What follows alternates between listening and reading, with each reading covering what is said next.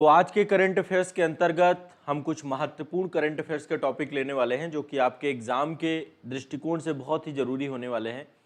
तो देखिए, आज का पहला करंट अफेयर्स है आपका, एक इंडेक्स है जिसका नाम है रूल ऑफ लॉ इंडेक्स। यहाँ पे आप देख पा रहे होंगे, ये है रूल ऑफ लॉ इंडेक्स। ठीक है, 2022 में जो ये आपका इंडेक्स निकला है और इसको जो है जारी करने वाला है वर्ल्ड जस्टिस प्रोजेक्ट, जिसको हम बोलते हैं वर्ल्ड जस्टिस प्रोजेक्ट के द्वारा जारी किया गया है रूल ऑफ लॉ इंडेक्स। क्या किया गया है?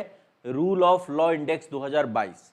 ठीक है, अब वर्ल्ड जस्टिस प्रोजेक्ट के द्वारा इसको प्रकाशित किया गया है और ये जो है आपका, इसमें टोटल 44 मानक थे, 44 मानक थे जिन पे जो है विश्व के देशों में कानून के शासन की क्या स्थिति है ना। आपको पता है कि भारत में भी कानून का शासन है, ब्रिटेन के संविधान से हमने लिया है इसको, है ना। कानून के शासन की विश्व में क्या स्थिति है, किस देश में कानून का शासन कैसा है, इसको लेकर के पूरा इंडेक्स निकलता है। कानून के शासन की स्थिति बताता है ये, ठीक है, कि स्थिति इससे पता चलती है। तो कानून के शासन की क्या स्थिति है उसको लेकर के पूरा का पूरा इंडेक्स आपका जारी हुआ है। अब इस इंडेक्स में टोटल जो है 140 देश थे। 140 देशों में नंबर 1, जहां पर रूल ऑफ लॉ सबसे ज़्यादा है, सबसे बेहतर है, उनमें से नंबर 1 में आपका है डेनमार्क। नंबर 1 में है आपका डेनमार्क। ये कंट्री आपको पता है हर चीज़ में नंबर 1 है, ठीक है। नंबर 1 डेनमार्क है, नंबर 2 पे नॉर्वे है, नंबर 3 पे फिनलैंड है। नॉर्वे है और नंबर 3 पे फिनलैंड है। फिनलैंड है। रूल ऑफ लॉ यहाँ पे सबसे बेस्ट है डेनमार्क में, फिर है नॉर्वे पे और फिर है फिनलैंड पे। और अब आपको पता होगा हमारे भारत की स्थिति क्या है। तो भारत की स्थिति आपको पता है, हर इंडेक्स में हम बहुत पीछे होते हैं। तो 77वें नंबर पे हैं हम लोग। भारत में रूल ऑफ लॉ की स्थिति है 77वें नंबर पे। ठीक है, तो ये आपको ध्यान रखना है। क्लियर है, स्पष्ट है? सभी लोग ये वाला topic complete. Rule of law index में नंबर 1 पे डेनमार्क है और भारत की रैंक 77वीं है। इसमें कानून के शासन की स्थिति को लेकर के वर्ल्ड जस्टिस प्रोजेक्ट के द्वारा जो है ये रिपोर्ट आपकी जारी की जाती है। ठीक है, तो ये आपको ध्यान रखना है। चलिए नेक्स्ट आगे चलते हैं। अगला करंट अफेयर्स जो आपका है, नेक्स्ट करंट अफेयर्स है, यूनेस्को से जुड़ा हुआ है। ठीक है, यूनेस्को का जो है एक ये ठीक है, यूनेस्को का है ये। UNESCO global network of learning city से जुड़ा हुआ है ये।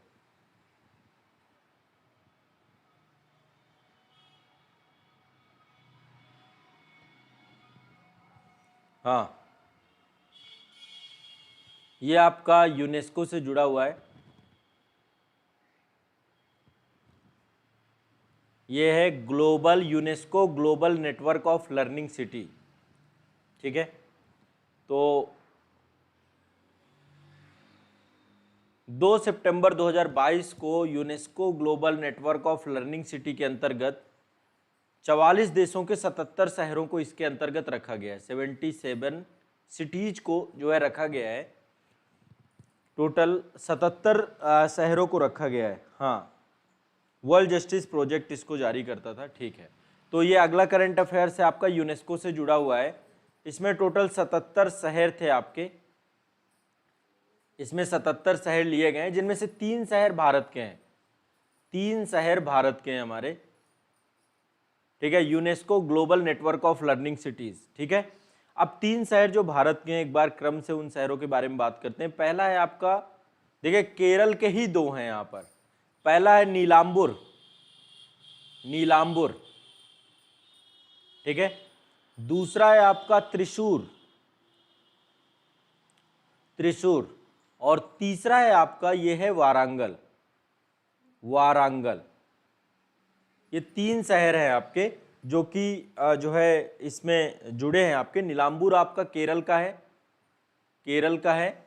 इसके बाद त्रिशूर भी आपका केरल का है, और वारंगल के बारे में शायद आप जानते हैं, ये आपका तेलंगाना से जुड़ा हुआ है, तेलंगाना। तो देखो यूनेस्को से क्वेश्चन पूछते हैं, यूनेस्को के द्वारा वर्ल्ड हेरिटेज साइट भी आपकी घोषित की जाती हैं।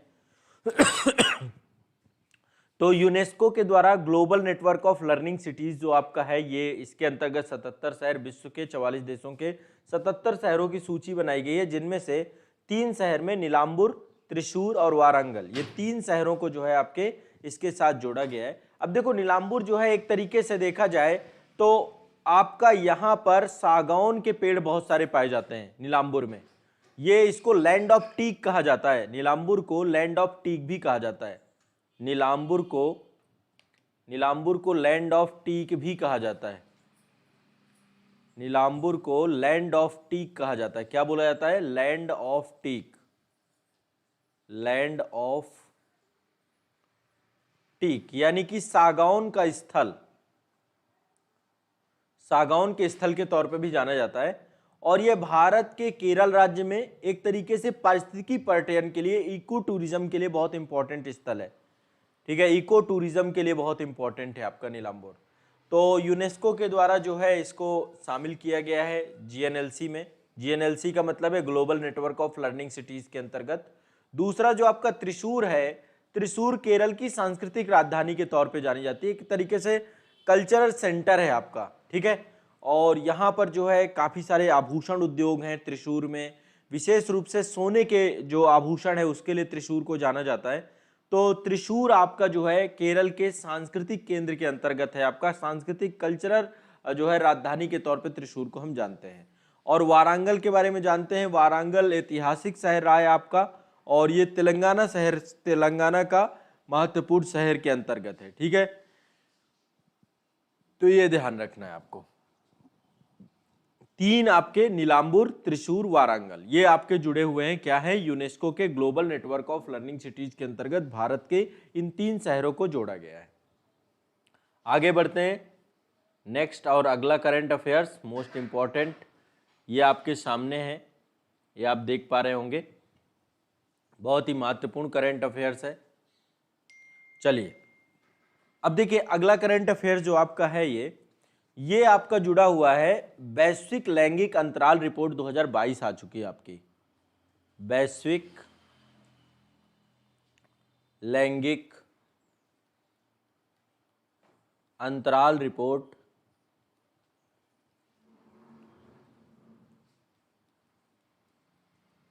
2022। वैश्विक लैंगिक अंतराल रिपोर्ट 2022 जो है, ये आपका जो है, ये कौन जारी करता है? जारी करने वाली संस्था विश्व आर्थिक मंच, वर्ल्ड इकोनॉमिक फोरम के द्वारा इसको जारी किया जाता है। पहले तो ये आपको पता होना चाहिए। उद्देश्य क्या है इसका? अल्टीमेट इसका गोल है आपका कि विश्व में लैंगिक समानता को प्राप्त करने की दिशा में क्या, मतलब अभी क्या क्या चीजें हो रही हैं, कैसे कैसे हम लैंगिक समानता को प्राप्त कर पा रहे हैं, पुरुष और महिला की सहभागिता कहाँ कहाँ पे हो रही है। तो ये लैंगिक समानता को नापता है, ये पूरा का पूरा इंडेक्स आपका लैंगिक समानता को। अब देखिए भारत में भी आप देखेंगे वुमेन एम्पावरमेंट को लेकर के काम हो रहा है, और ऐसे में स्थिति आपकी भारत को लेकर के बेहतर हो रही है। अच्छा, अब इसमें 4 पैरामीटर बनाए गए हैं आपके टोटल की, 4 पैरामीटर पे लैंगिक समानता को नापता है। पहला तो आपको पता है एजुकेशन, शिक्षा में महिलाओं की स्थिति क्या बन रही है पुरुषों की तुलना में। दूसरा स्वास्थ्य को लेकर के उनकी स्थिति क्या है ना, स्वास्थ्य को लेकर के उनकी स्थिति क्या है। और तीसरा आपका है आर्थिक सशक्तिकरण कितना हुआ, economic empowerment plus political empowerment, ये दोनों को ये देखता है। तो आर्थिक प्लस राजनीतिक,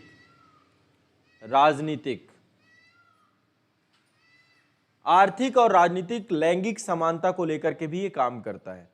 तो ये आपका जो है वैश्विक लैंगिक अंतराल रिपोर्ट 2022 आई हुई है, स्पष्ट है। और इसके अंतर्गत आपके ये 4 पैरामीटर्स हैं, 4 मानक हैं, जिन मानकों पर इसको हम देख सकते हैं। 4 पैरामीटर्स, 4 मानक इसके अंतर्गत हैं। वर्ल्ड इकोनॉमिक फोरम के द्वारा ये रिपोर्ट आज जारी की जाती है। अब इसके तहत बात करते हैं, ये रिपोर्ट आपकी 13 जुलाई को आई है, 13 जुलाई 2022 को जो जारी की गई है आपकी रिपोर्ट। अब इस रिपोर्ट के अंतर्गत पहले नंबर पे कौन कौन से देश हैं? पहले नंबर पे आपको पता है कि फिर वही नॉर्डिक कंट्री ही नंबर 1 में आ जाती हैं, नंबर 1 पे आपका आइसलैंड है, आइसलैंड है नंबर 1 पर, ठीक है। नंबर 2 पे फिनलैंड है आपका, आइसलैंड, फिनलैंड। अब यहाँ पे सारी चीजें बेटर है, महिलाओं की स्थिति भी अच्छी होगी फिर, ठीक है। और फिर आपका नंबर 3 पे नॉर्वे है। टॉप 3 में तो यही है आपके। अब मुद्दा है कि भैया हमारा भारत कहाँ पे खड़ा है, ठीक है। तो भारत 135वें नंबर पे है, हालत बहुत खराब है। अब आप इससे समझ सकते हैं 135वें नंबर पे है भारत आपका, भारत है 135वें नंबर पे। आइसलैंड नंबर 1 पे, भारत 135वें नंबर पे, ठीक है। लेकिन फिर भी अब हम काफी सुधार लगातार कर रहे हैं। पहले से हमारी स्थिति बहुत अच्छी है। पिछले साल हमारी स्थिति 140 थी, 140 थी, और अभी जो है 135वें नंबर पे आ गए। तो वैश्विक लैंगिक अंतराल रिपोर्ट वर्ल्ड इकोनॉमिक फोरम के द्वारा जारी की जाती है। मोस्ट इंपॉर्टेंट रिपोर्ट है जिसमें 4 पैरामीटर्स हैं, education, health, economy and political. महिलाओं की भागीदारी पुरुषों की तुलना में कितनी हो रही है, इसको लेकर के पूरा का पूरा आपका सूचकांक है। सभी लोगों को क्लियर होता जा रहा है? एक बार कमेंट सेक्शन पे एक्टिव होकर के बताएं मुझे, एक एक टॉपिक कवर हो रहा है आप लोगों का? हाँ, सभी का एक एक टॉपिक कंप्लीट हो रहा है, समझ में आ रहा है ना? और सरप्राइज होने की जरूरत नहीं है। इसके माध्यम से मेरी आवाज़ सुनाई दे रही है आपको, बढ़िया से आपको चीज़ें हो जानी चाहिए। चलिए अगला चलते हैं। देखिए अगला सूचकांक है आपका इन्वायरमेंटल परफॉर्मेंस इंडेक्स 2022, ठीक है। पर्यावरण प्रदर्शन सूचकांक 2022, पर्यावरण प्रदर्शन सूचकांक 2022। तो इन्वायरमेंटल परफॉर्मेंस इंडेक्स 2022, हाँ ठीक है, वेरी गुड, बहुत बढ़िया। तो अब देखो ये आपका, ये रिपोर्ट आपकी Yale Center for Environmental Law and Policy के द्वारा जारी किया जाता है, और ये हर 2 साल में रिपोर्ट आती है आपकी, हर 2 वर्ष में रिपोर्ट आती है। इसको जारी करने वाला है Yale Center for Environment Law and Policy, उसके द्वारा ये जारी किया जाता है। और जो है कई सारे जो है येल यूनिवर्सिटी, आपको पता होगा येल यूनिवर्सिटी, कोलंबिया यूनिवर्सिटी, ये मिल करके पूरी की पूरी रिपोर्ट को आपकी बनाती हैं। तो 1 जून 2022 को ये रिपोर्ट आई थी आपकी, 2022 का है। हर साल आपका ये रिपोर्ट 2 साल में आती है, और इसके अंतर्गत आपको पता होगा कि फिर वही बात है कि इन्वायरमेंटल परफॉर्मेंस में कौन सा कंट्री कैसे परफॉर्म कर रहा है। तो इन्वायरमेंटल के अंतर्गत नंबर 1 पे आपका डेनमार्क है, नंबर 1 पे आपका डेनमार्क है, ठीक है। नंबर 2 पे आपका यूके है, नंबर 3 में आपका फिनलैंड है, फिनलैंड है। ये 3 है आपके, ठीक है, डेनमार्क, यूके, फिनलैंड, ठीक है। और यदि हम भारत की रैंकिंग की बात करें तो बहुत बुरी स्थिति है। ये मतलब मुझे भरोसा नहीं हो रहा कि ये भी कंडीशन हमारी बन सकती है।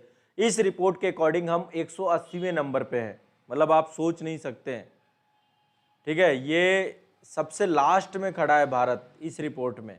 पर्यावरण प्रदर्शन सूचकांक 2022 में हमारी स्थिति दयनीय है। सबसे लास्ट में खड़े हैं, मतलब आप सोच नहीं सकते, 180 देशों में से सबसे अंत में भारत ही है। अब ये कैसे है पता नहीं, ठीक है। पर्यावरण प्रदर्शन सूचकांक कई सारे, लगभग 11 पैरामीटर्स होते हैं इसमें, और उसके आधार पे 180 देशों को लेकर के इसमें सोचा गया था।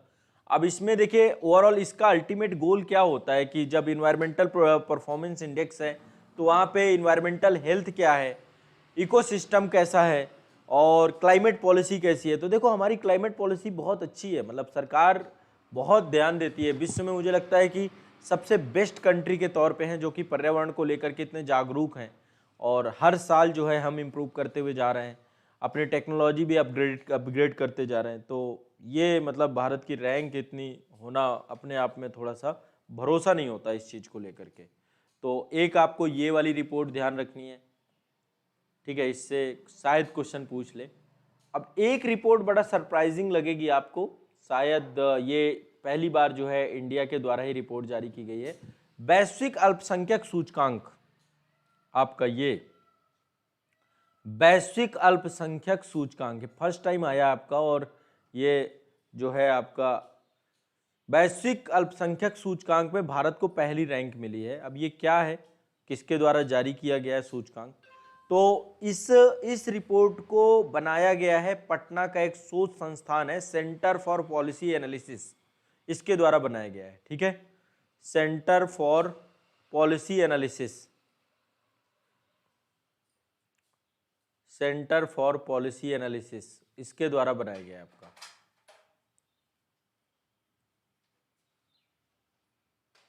एक मिनट, हाँ,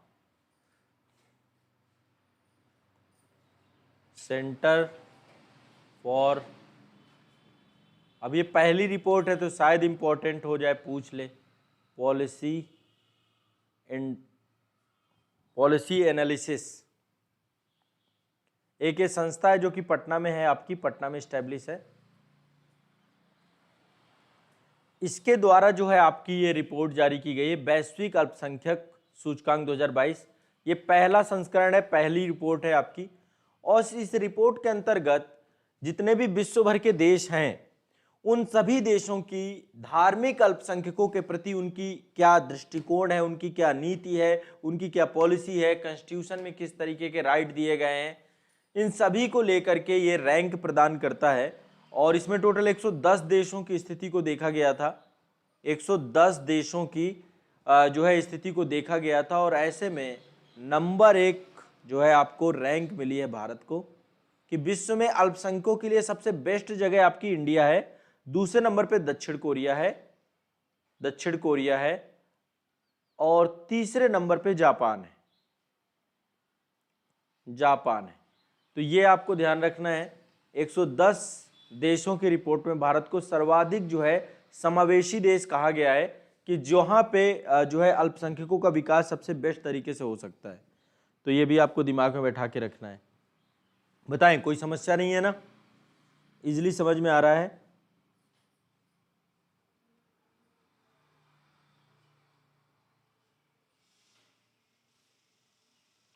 ठीक है, तो ये आपको ध्यान रखना है, एक वैश्विक अल्पसंख्यक सूचकांक में भारत वर्ल्ड में नंबर 1 है अभी। चलिए आगे चलते हैं, ये सतत विकास रिपोर्ट है आपकी।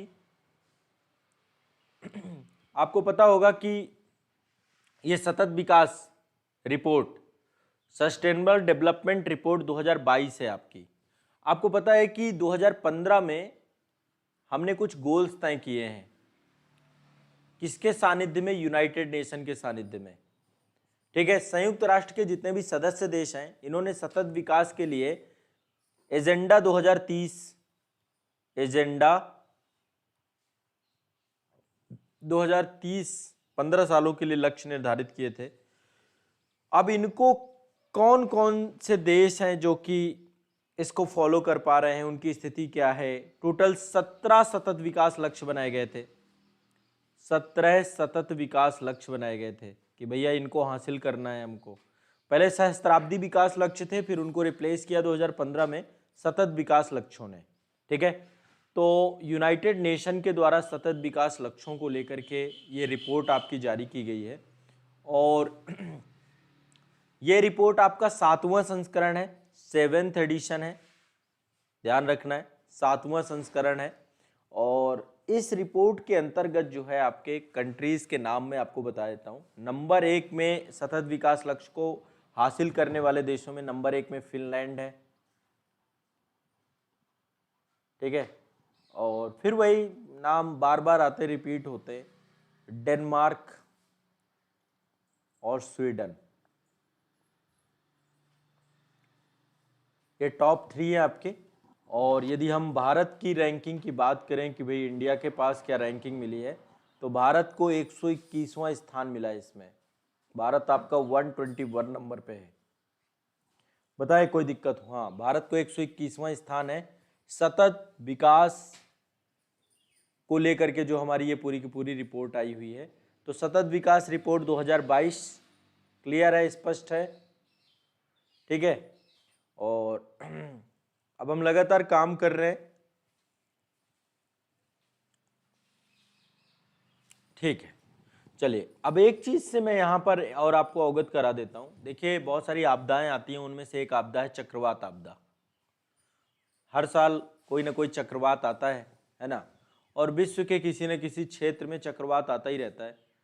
अब चक्रवात कैसे आता है, कैसे बनता है, उसको लेकर के तो मैंने एक प्रॉपर क्लास ली है, वो आज़ाद इस एकेडमी में वीडियो है, यदि आपको समय मिले तो वहाँ पे जाके एक बार देखिएगा, सर्च करिएगा चक्रवात या साइक्लोन बाई रवि प्रकाश आजाद। तो मैंने डिटेल से बताया कि उष्णकटिबंधीय चक्रवात कैसे आते हैं। तो भारत में 9 दिसंबर को एक चक्रवात आया था, 9 दिसंबर 2022 को। कहाँ पर आया? ये बंगाल की खाड़ी पे आया। ठीक है, यहाँ पे मैं एक बार थोड़ा सा दिखा देता हूँ। ये आप देख पा रहे हैं, ये वाला जो क्षेत्र है आपका बंगाल की खाड़ी का रीजन है। ये पूरा का पूरा रीजन जो है बे ऑफ बंगाल है। तो यहाँ पे आपका चक्रवात जो है, नाम कई बार पूछ लेता है, तो चक्रवात का नाम रखा गया था मेंडस। चक्रवात मेंडस आया था 9 दिसंबर को। ठीक है, और ये आपका जो है तमिलनाडु के आसपास जो है, इसने ये तमिलनाडु वाले क्षेत्र पे जाकर के टकराया था। काफ़ी जो है ये आपका गंभीर चक्रवात था, और इसका नामकरण मेंडस जो रखा गया था वो रखा गया था संयुक्त अरब अमीरात के द्वारा, यूएई के द्वारा जो है इसका नामकरण किया गया था। ठीक है, मेंडस एक अरबी शब्द है, आपका अरबी शब्द है जिसका मतलब है खजाने का पिटारा। अब पता नहीं कौन सा खजाना लेके आया था ये, खजाने का पिटारा, खजाने का पिटारा। ठीक है, तो ये आपको ध्यान रखना है। मेंडस चक्रवात आया था आपका, अरबी भाषा में जो है आपका पूरा का पूरा जो है खजाने का टीजर बॉक्स, मतलब मेंडस का मतलब है टीजर बॉक्स। ठीक है, तो ये आपका जो है तमिलनाडु वाले क्षेत्र में, जो मामल्लापुरम वाला क्षेत्र है, वहां पर इसका प्रभाव सबसे ज्यादा था। ठीक है,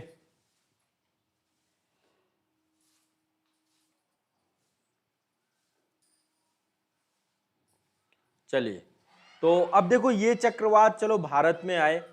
भारत में एक घटना और घटी थी आपकी, मैंने पहले वैसे बता रखा लेकिन फिर भी एक बार आपको बता देता हूं। जनवरी 2023 में आपको पता होगा उत्तराखंड के जोशीमठ में, जोशीमठ क्या हुआ था, यहाँ पे भूस्खलन हो गया था। ठीक है, चमोली जिले में आपका पड़ता है ये, उत्तराखंड में चमोली जिले में जगह है, और यहीं से बद्रीनाथ बिल्कुल नज़दीक है, चारों धाम जो आते हैं आपके। तो जोशीमठ क्या हो गया था, भूधसाव हो गया था यहाँ पे, भूधसाव।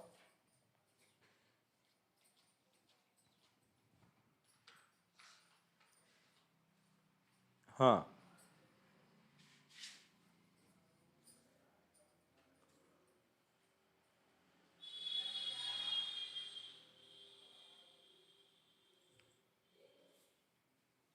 ठीक है, तो अब देखिए यहाँ पर अब हम जो है आपके आज के करंट अफेयर्स में कुछ महत्वपूर्ण टॉपिक थे आपके, जहाँ से क्वेश्चन आपको पूछे जाने की संभावना सबसे ज़्यादा थी। तो ये सारे टॉपिक मैंने यहाँ पे कवर कराए आपके।